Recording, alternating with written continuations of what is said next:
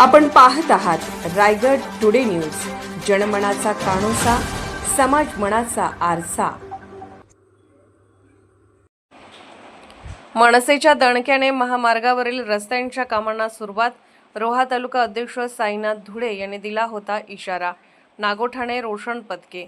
राजसाहेब ठाकरे रायगड जिल्हा दौऱ्यावर येण्याआधी रस्ते दुरुस्त करा, नाहीतर मनसे स्टाईलने खळखट्या करण्यात येईल असा इशारा महाराष्ट्र नवनिर्माण सेनेकडून हायवे प्राधिकरणाला देण्यात आला होता।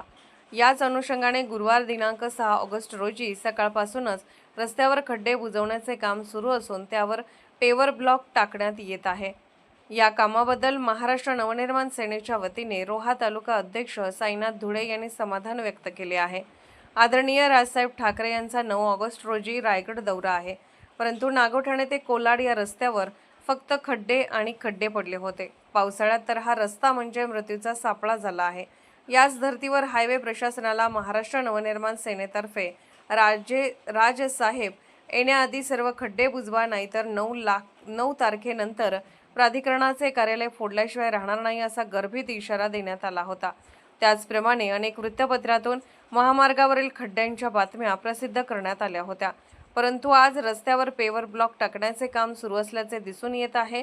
याबद्दल मनसेकडून समाधान व्यक्त करण्यात येत आहे। त्याचप्रमाणे ज्या वृत्तपत्राने महामार्गावरील खड्ड्यांची बातमी प्रसिद्ध केली होती, या सर्वांचे हे विजय असल्याचे साईनाथ धुळे यांनी बोलून दाखवले। रायगड टुडे न्यूज चॅनलला लाईक करा, शेअर करा आणि सबस्क्राईब करा।